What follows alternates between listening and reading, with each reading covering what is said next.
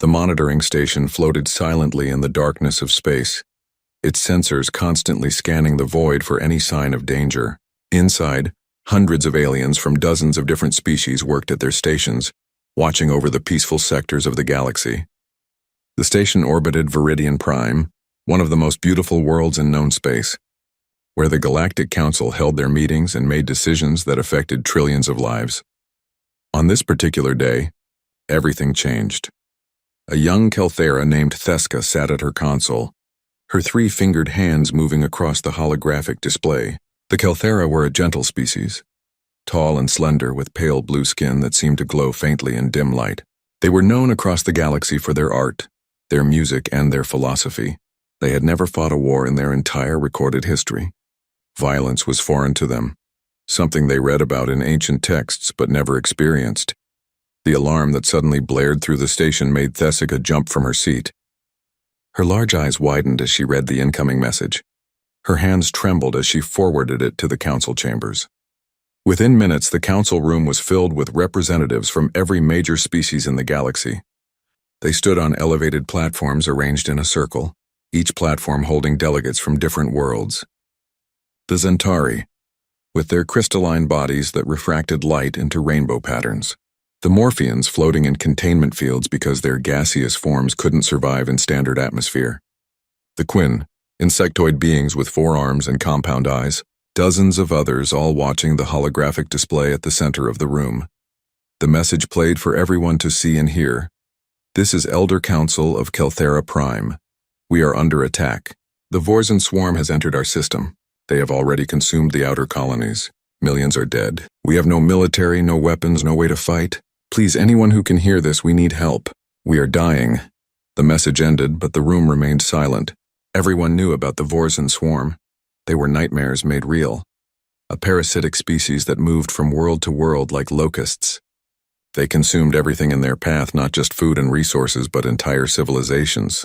They took the bodies of the dead and twisted them into more soldiers for their swarm. No species had ever successfully defended against a full Vorzan assault. The head counselor, an elderly Zentari whose body had turned deep purple with age, finally spoke. His voice echoed through the chamber with a crystalline quality. We must discuss our options. For hours they debated. Some wanted to send their fleets immediately. Others argued that their military forces were already stretched thin across the galaxy, dealing with pirates, border disputes, and other threats. If they pulled ships from those positions, other worlds might fall into chaos. The Morphian delegate's voice came through its translator, sounding like wind through metal pipes. The Kelthera are 3 sectors away from the nearest military base. By the time our ships arrive, their world will have fallen. Then what do you suggest? Asked a Quinn representative, its mandibles clicking with agitation. That we simply let them die? Of course not, the Morphian replied. But we must be realistic about what we can accomplish. Thessica stood in the observation gallery, watching the debate with growing desperation. Those were her people dying down there. Her family, her friends, everyone she had ever known. And these powerful beings were talking about logistics and realistic expectations while her world burned. She made a decision that would change everything. Leaving the gallery, Thessica returned to her station in the monitoring center. She pulled up the communication protocols and started making changes. The distress signal was currently broadcasting on standard frequencies, the ones that all civilized species monitored. But there were other frequencies, lower bands that reached farther into space, bands that were forbidden because they reached into the dead zone, a region of the galaxy that all maps marked with warnings. The dead zone was a mystery. Ancient records suggested that it had once been home to advanced civilizations, but something had happened there thousands of years ago. Now it was silent, empty, dangerous. Ships that ventured too deep into it sometimes disappeared. The few that returned brought back stories of strange readings, impossible phenomena, and a sense of wrongness that permeated everything. The Council had declared the dead zone off limits centuries ago. No one went there. No one even talked about it much anymore. But Thessica was desperate. If there was even a chance that someone in the dead zone could hear their call for help, she had to try. Her fingers moved across the controls, adjusting frequencies and boosting signal strength. She rerouted power from non-essential systems to the communications array. Alarms started going off as the system registered her unauthorized access, but she ignored them. She had maybe 2 minutes before security locked her out. She hit the transmit button and sent the distress call, flooding into the dead zone on every frequency she could. Access, security arrived 90 seconds later, pulling her away from the console. The station commander, a stern Quinn named Vextor, stood over her with his compound eyes glittering with anger. "What have you done?" "I sent the distress signal into the dead zone," Thessica said, her voice steady despite her fear. "If there's anyone there, anyone at all, they'll hear it." Vextor's mandibles snapped shut with a sharp crack. "You've violated a dozen regulations. You could have endangered this entire station. The dead zone is forbidden for a reason." "My people are dying," Thessica said quietly. "I had to try something." They placed her in a holding cell while they decided what to do with her. She sat on the simple bench and waited, wondering if she had just made things worse. Maybe there was nothing in the dead zone. Maybe she had risked everything for nothing. 3 days passed. The reports from Kelthera Prime grew worse by the hour. The Vorsen had established a foothold on the main continent. The death toll climbed into the hundreds of millions. The council continued to debate, but no help had arrived yet. On the 4th day, something changed. Vextor came to her cell, his usually composed demeanor shaken. "We received a response," he said. "From the dead zone." Thessica stood up so fast she almost lost her balance. "What did it say?" "Come with me." They walked quickly through the corridors to the communications center. Every screen showed the same message, text only, translated by the computer into multiple languages. The original language was listed as unknown, but the translation was clear enough. Coordinates received. "Help is coming. Stand by. That's all?" Thessica asked. "That's all," Vextor confirmed. "But look at this." He pulled up another display showing the signal analysis. The transmission technology is primitive compared to ours, but incredibly powerful. The encoding method is something we've never seen before. And the language? He paused. The computer found partial matches in the historical archives.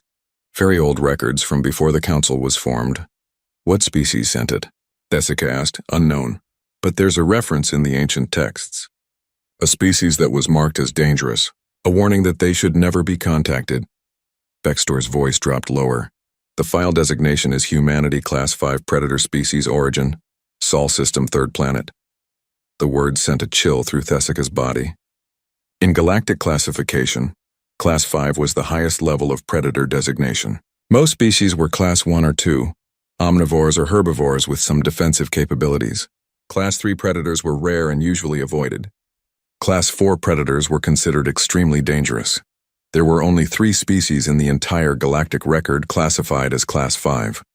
All 3 were extinct, having destroyed themselves in wars before they achieved space travel. "They're extinct," Thessica said. "The file must be wrong." "Perhaps," Vextor said. "Or perhaps they're not extinct.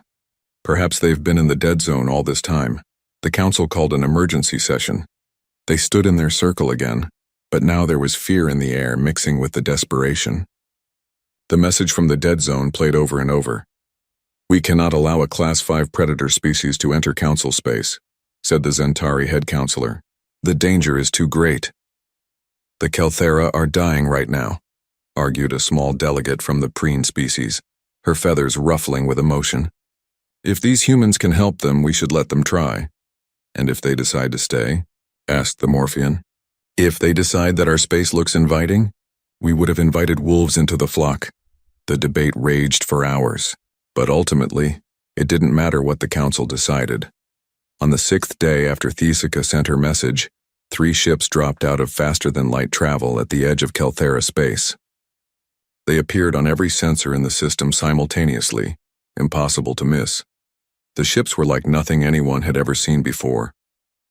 They weren't elegant curves or organic shapes like most galactic vessels. They were angular, brutal, covered in armor plating and weapon batteries. They looked like they had been designed for one purpose only: war. The lead ship broadcast a simple message in the same unknown language as before, quickly translated by the computers. "This is Captain Lisa Grant of the United Human Starship Retribution. We received your distress call. We're here to help. Transmit enemy position and strength. We'll take it from here." The council chamber had never been so crowded. Every species with representation demanded to be present when the humans arrived. They wanted to see these legendary predators, these beings from the dead zone who had responded to the distress call with such frightening confidence. Tessica stood in the observation gallery again, her hands gripping the railing so tightly her knuckles had turned white. Below her, the council members waited in tense silence. 3 human ships had arrived at the station an hour ago. One remained outside, maintaining a defensive position. The other 2 had docked, and now their crews were coming aboard. The main doors opened with a hiss of equalizing pressure. Captain Lisa Grant walked through first, and the entire chamber fell silent.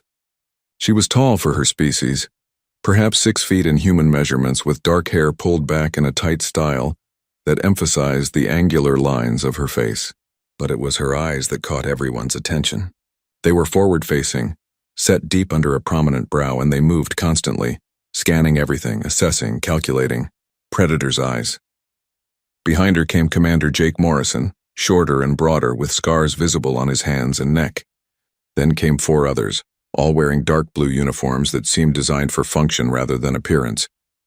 Each one of them moved with the same fluid grace, the same constant awareness. They walked like hunters, weight balanced, ready to react to threats in an instant.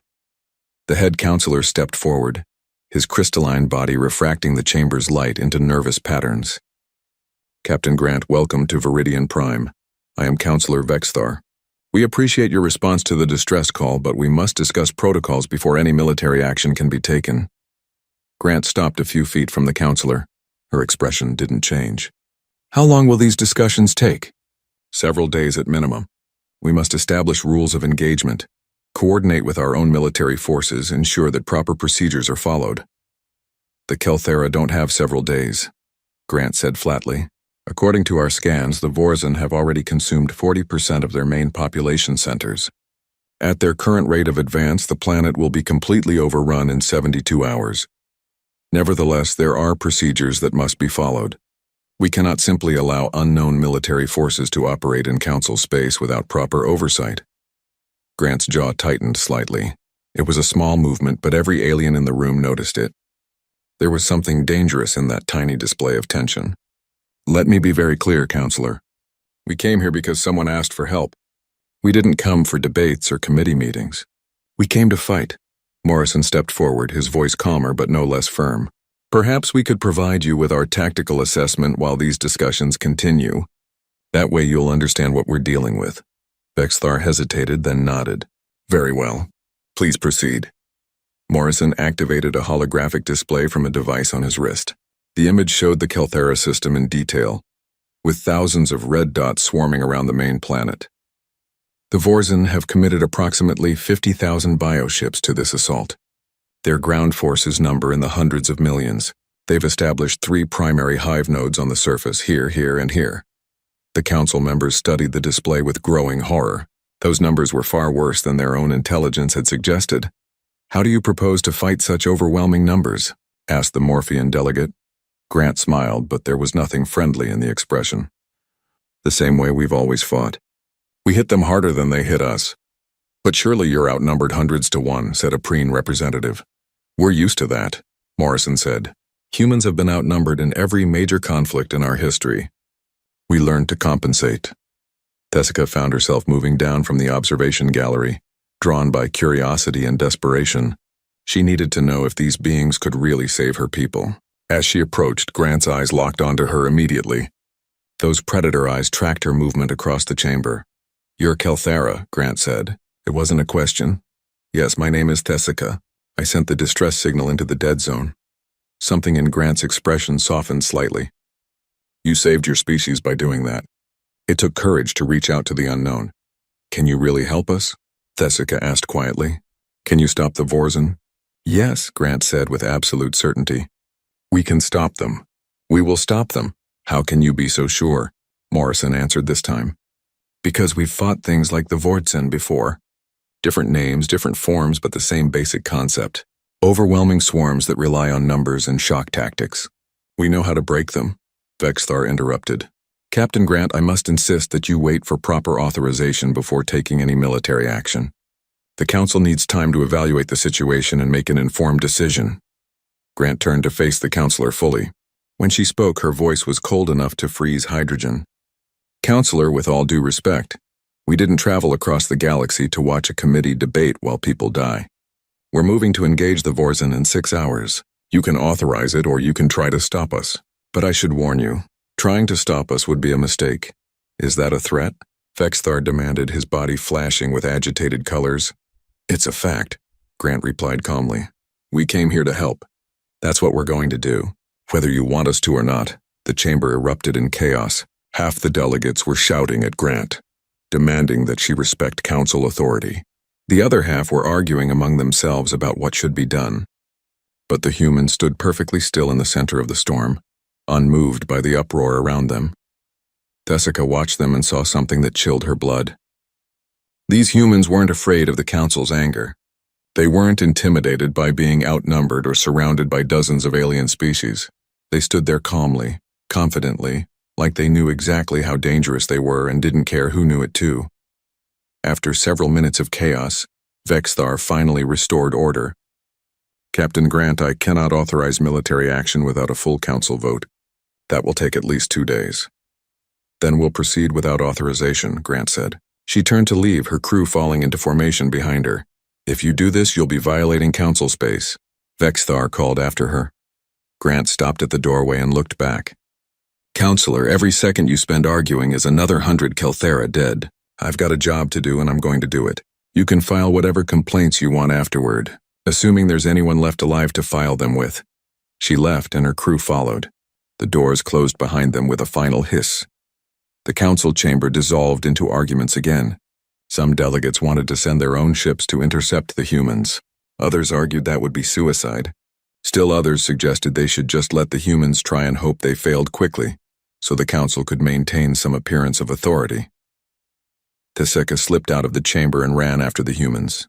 She found them in the docking bay, preparing to return to their ships. Captain Grant?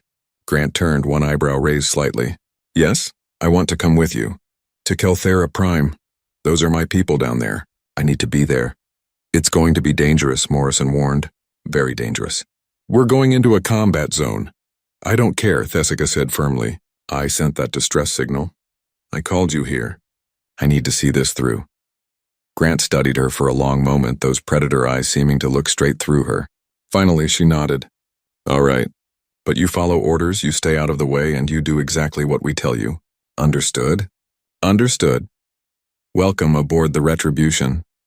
The trip to the human ship was short but revealing. Thessica observed everything, trying to understand these strange beings who had answered her call. The interior of their ship was different from any vessel she'd ever seen. Everything was angular, efficient, designed for purpose rather than comfort. The corridors were wide enough for rapid movement. The walls were covered with what looked like armored plating, and everywhere she looked there were weapons. Not just the ship's main armaments, but personal weapons mounted at regular intervals along the walls, fire extinguishers that doubled as clubs, emergency tools that could clearly be used as improvised weapons in a fight. You prepare for battle even on your own ships, she observed. Morrison, walking beside her, nodded.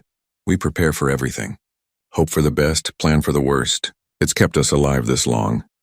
They reached the bridge and Thessica got her first look at human military operations. The room was filled with crew members, each focused intently on their stations. Holographic displays showed tactical data, ship status, weapon readiness. Everything moved with practiced efficiency. Grant took her position in the command chair. Status report. All systems green, reported a woman at the tactical station. Weapons charged and ready. The other 2 ships are in formation. Good. Helm. Set course for Kelthera Prime. Maximum combat speed. Aye, Captain.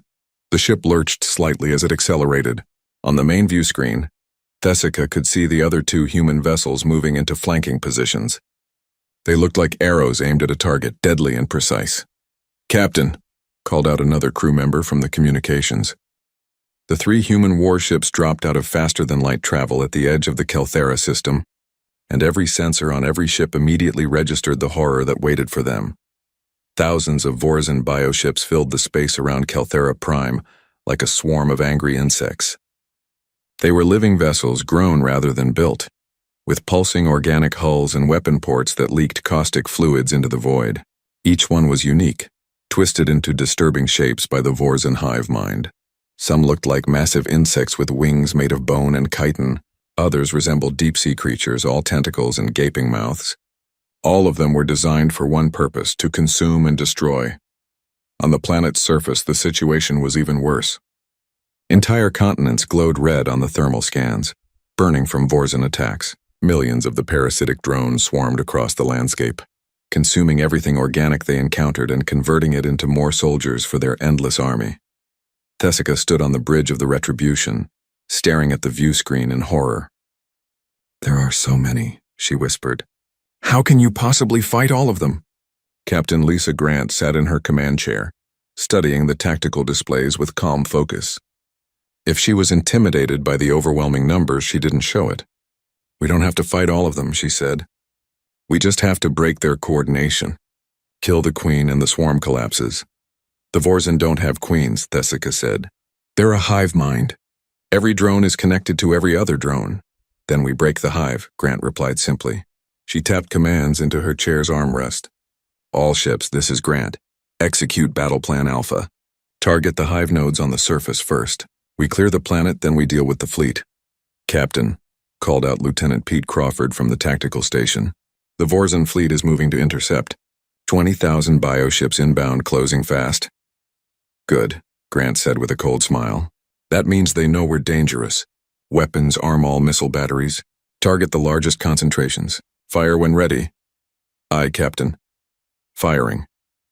The Retribution shuddered as hundreds of missiles launched simultaneously from concealed bays along its hull. The other two human ships did the same, filling space with a storm of metal and explosives. The missiles weren't like the energy weapons that most galactic species used. They were solid objects accelerated to tremendous speeds, each one carrying enough explosive force to vaporize a small building. The Vorzen bioships tried to evade, but they were too slow. The missiles slammed into them by the dozens, and space lit up with brilliant explosions. In the first salvo alone, over 300 Vorzen vessels were destroyed, but 300 out of 20,000 wasn't enough. The swarm kept coming, absorbing the losses without slowing down.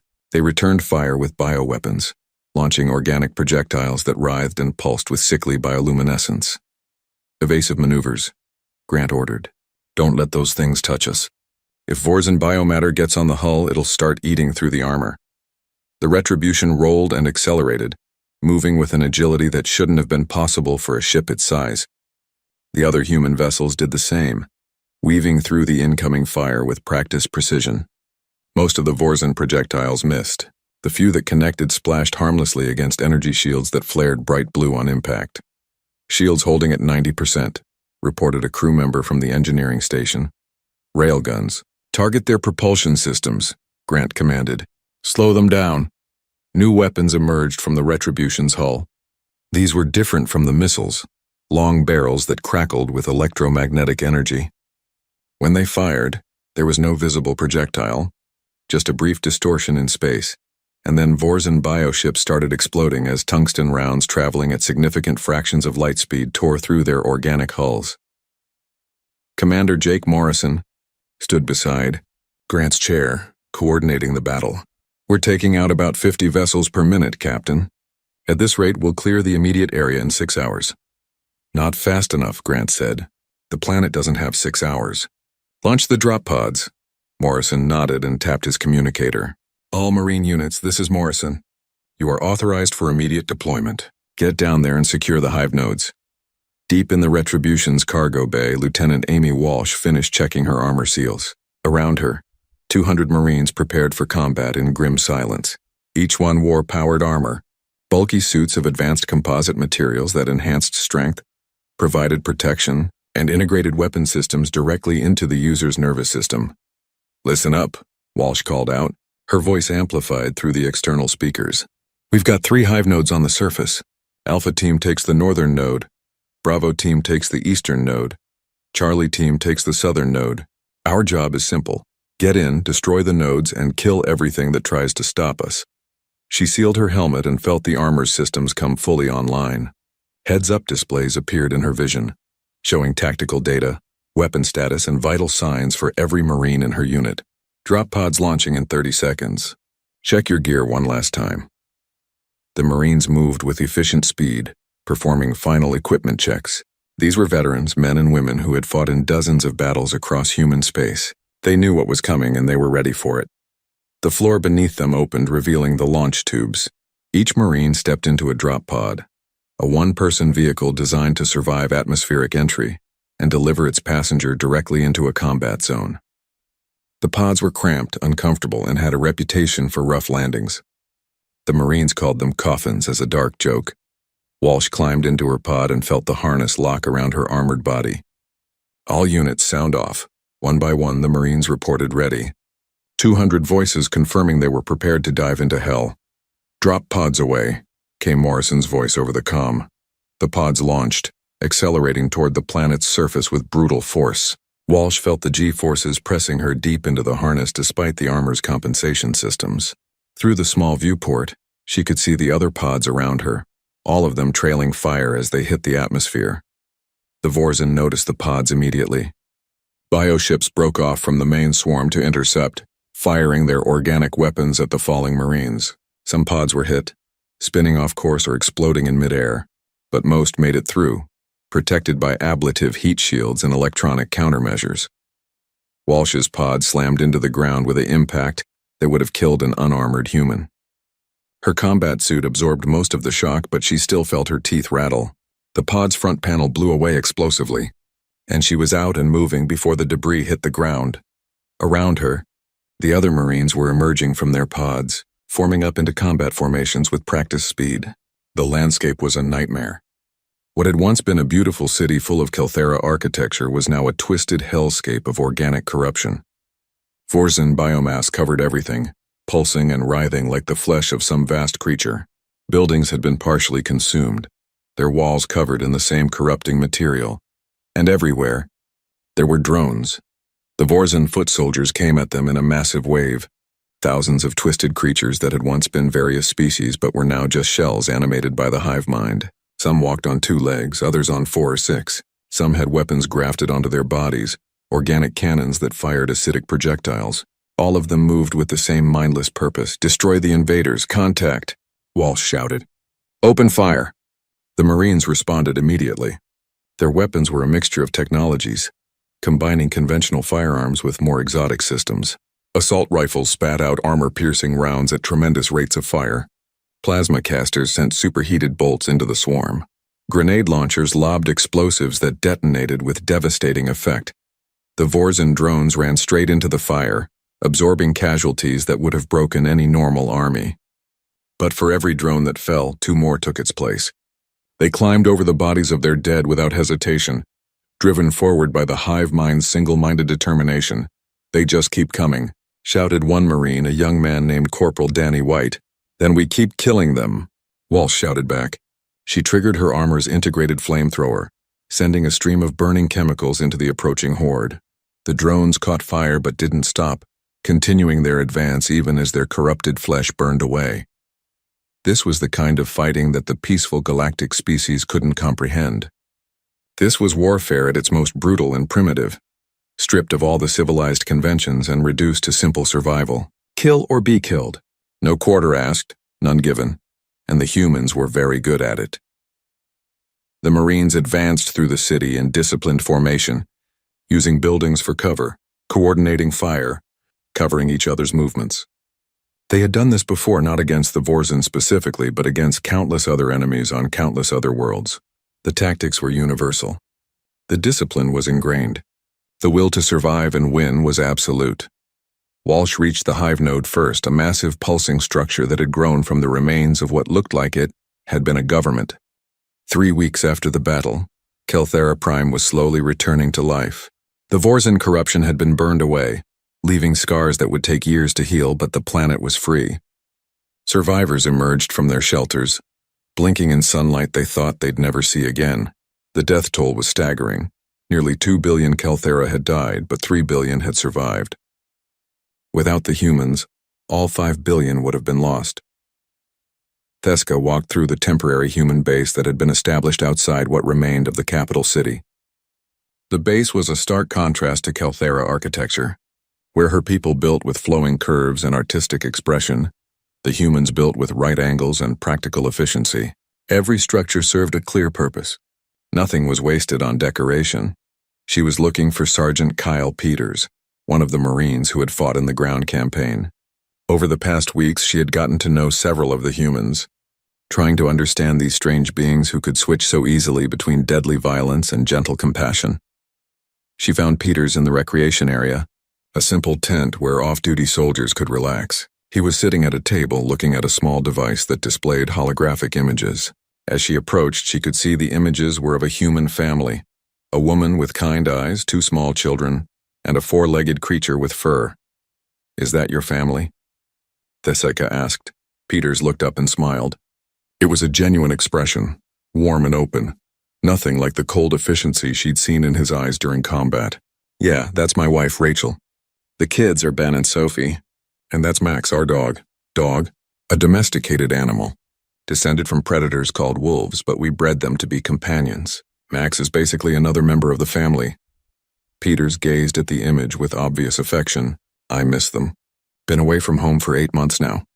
Theseka sat down across from him, studying this warrior who was also a father and husband. "How do you do it? How do you fight the way you do? Kill with such efficiency and then return to being a family man?" Peters thought about the question for a moment, his fingers absently tracing the edge of his holographic display. "It's not easy. But you have to understand. We don't fight because we love violence. We fight to protect the things we love. Every Vorzan drone I killed was one that couldn't hurt my family, couldn't threaten other families like mine. The violence isn't the point. The protection is." "But you're so good at it," Theseka said. "The violence, I mean. You move through combat like it's natural to you." "It is natural to us," Peters admitted. "Humans evolved as hunters, as predators. Our bodies are designed for endurance and pursuit. Our minds are wired for strategic thinking and pattern recognition. We can track prey for days, coordinate complex group tactics, and adapt to changing situations faster than most species. Those same traits that made us successful hunters on Earth make us effective soldiers in space." He pulled up another image, this one showing a lush green landscape with strange plants and a bright sun. "This is Earth, our homeworld. It looks beautiful, right? Peaceful?" Theseka nodded. It did look beautiful, covered in vegetation and water. It tried to kill us constantly. Peters continued. The weather could change from pleasant to deadly in hours. Animals that could tear us apart with claws or teeth or poison. Diseases that could wipe out entire populations. Other humans competing for the same resources. Earth was a paradise, but it was also a testing ground. Every generation, the ones who survived were the ones who could fight, who could adapt, who could overcome. "That sounds terrible," Theseka said softly. "It made us who we are. Strong, stubborn, survivors." Peters closed the holographic display, but it also taught us the value of working together, of protecting each other. Humans are social creatures. We form bonds, create communities, care for our young and our elderly. We're capable of tremendous compassion. The same instinct that makes us fight to protect also makes us help those in need. Lieutenant Amy Walsh joined them, carrying a container of what humans called coffee, a stimulant beverage they seemed to consume in large quantities. She sat down with a tired sigh. "Talking about Earth?" "Trying to help Theseka understand humans," Peters said. Walsh laughed, but it was a weary sound. "Good luck with that. We barely understand ourselves sometimes." She took a long drink of her coffee, then looked at Theseka. "What do you want to know?" "How can you be medics and soldiers at the same time?" Theseka asked.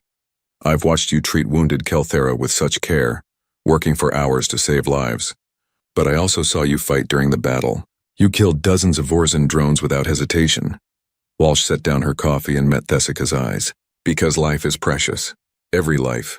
When I kill, it's to protect lives. When I heal, it's for the same reason. They're not contradictory actions. They're two sides of the same coin. I saw you develop new medical techniques to help our people," Theseka continued.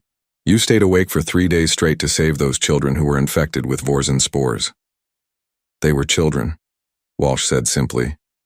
"What else was I going to do? Let them die? Not while I had breath in my body and knowledge in my head. But why? They're not your species, not your responsibility."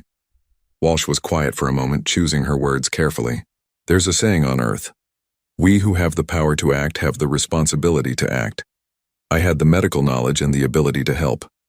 That made it my responsibility. Simple as that. Over the following weeks, Thessica spent time with many different humans learning about their culture and their nature. She met engineers who could build functional shelters from scrap materials, showing the same creative problem-solving they used in combat. She met pilots who flew with reckless courage one moment and played gentle music on strange instruments the next. She met soldiers who could strip and reassemble weapons blindfolded, but who also spent their free time reading poetry or creating art. The humans were a contradiction, but it was a contradiction that made sense once she understood it. They were predators who had chosen to be more than just hunters. They were warriors who fought to protect peace. They were capable of terrible violence, but only used it in service of something greater. One evening, she was invited to dinner with Captain Grant and Commander Morrison in the captain's quarters, aboard the Retribution.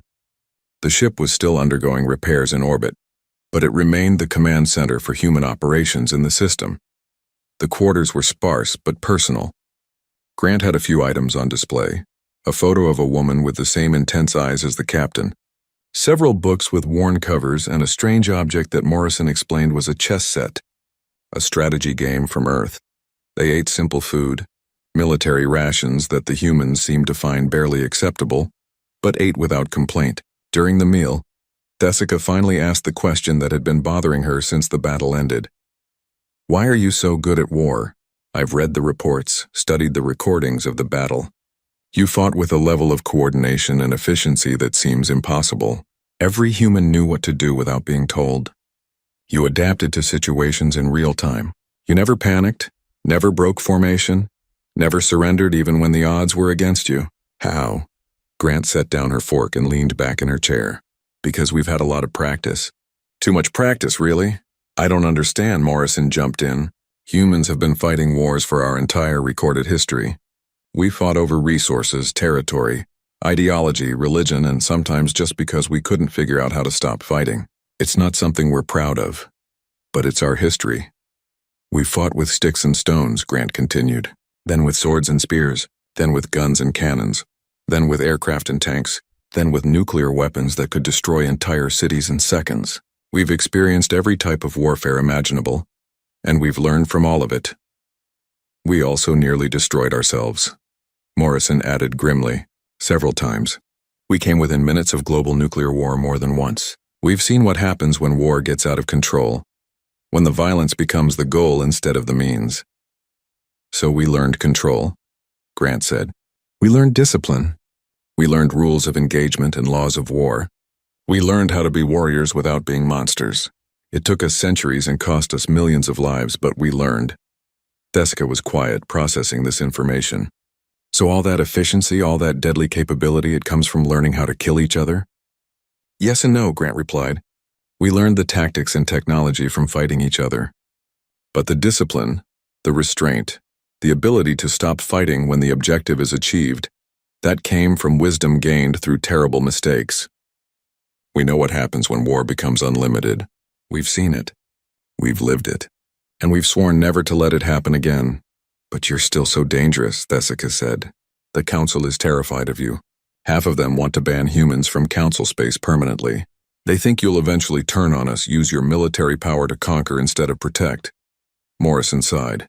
"We expected that reaction. Fear is natural when you encounter something more powerful than yourself, especially when that power is wrapped in the form of predators." "What can we do to prove we're not a threat?" Thessica asked. The Galactic Council chamber was packed with more delegates than it had held in centuries. Representatives from every species in known space had come to witness this historic session.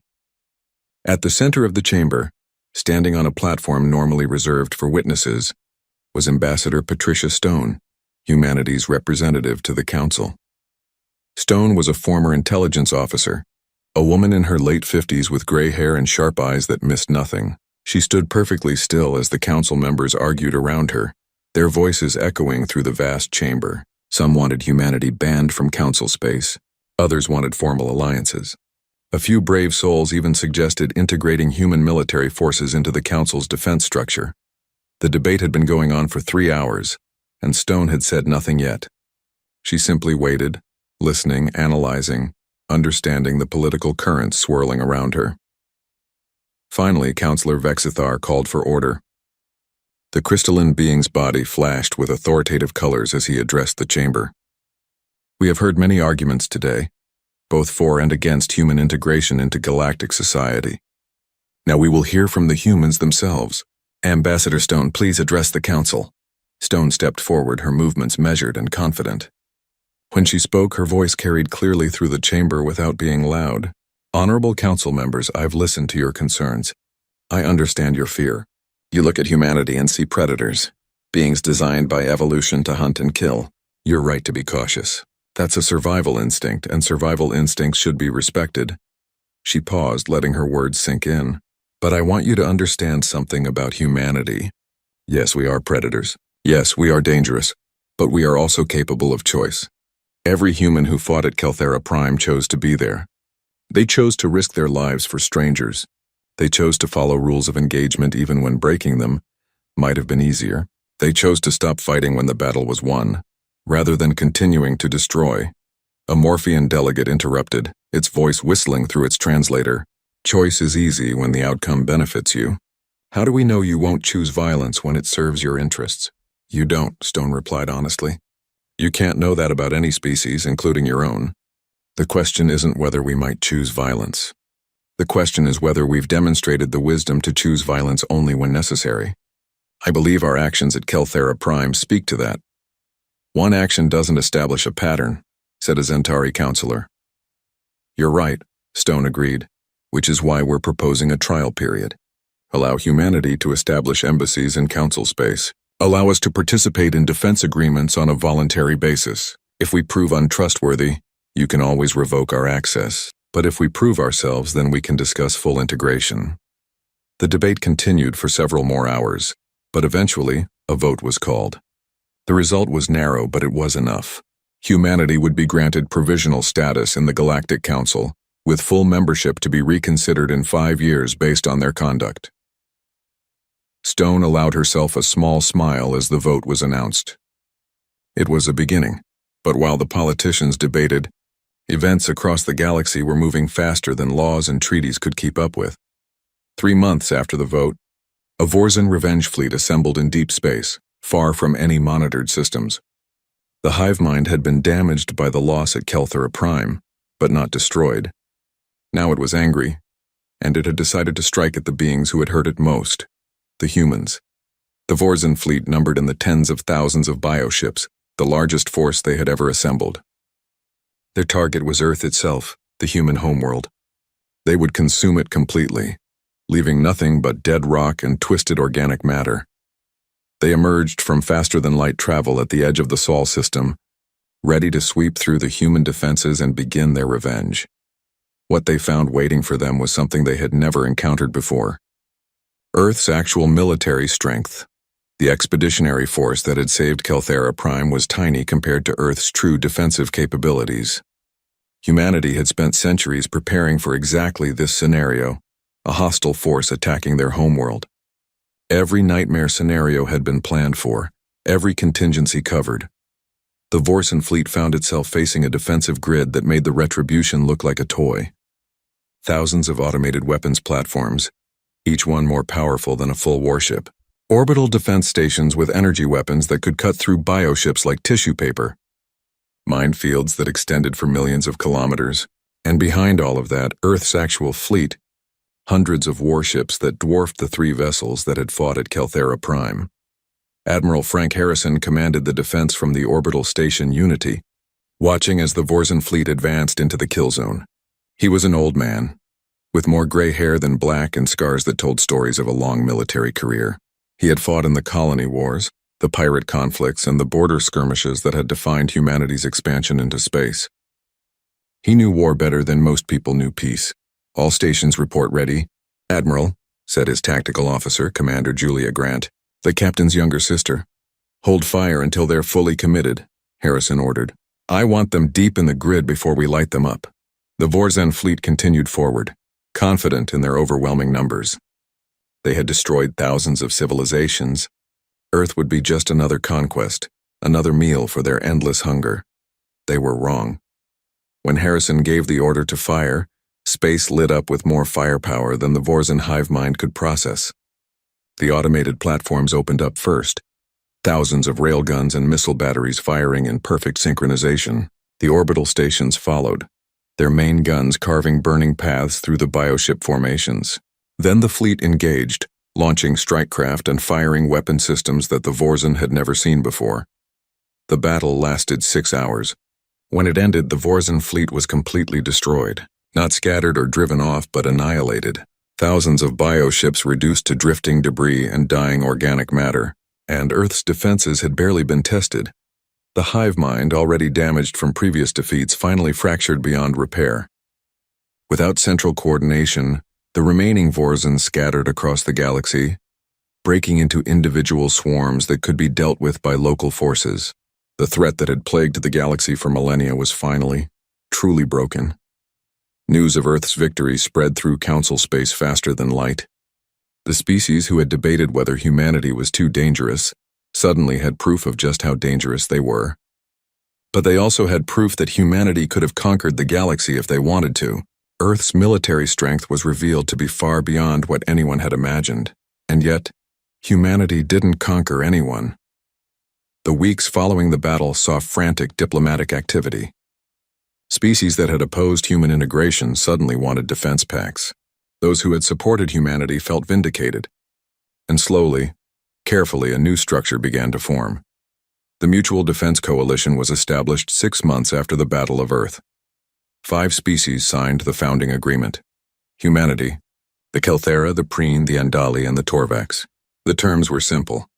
The peaceful species would provide resources, technology sharing, and economic cooperation.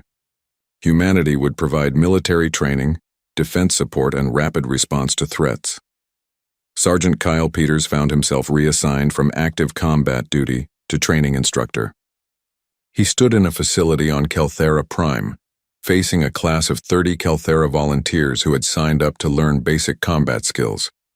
They looked nervous, their large eyes darting around the training room as if expecting danger to appear at any moment. "I know this is new for you," Peters said, his voice gentle but firm. "Your species has never needed soldiers before, but the galaxy isn't always safe, and being able to defend yourself is important. I'm not here to turn you into human Marines. I'm here to teach you how to survive, how to protect your families and your world." One of the Kelthera raised a 3-fingered hand. "Will we become like you? Will learning to fight change who we are?" Peters considered the question seriously. "Learning to fight doesn't make you violent. It makes you capable. What you do with that capability is up to you. Humans have been warriors for thousands of years, but we're also artists, scientists, parents, friends.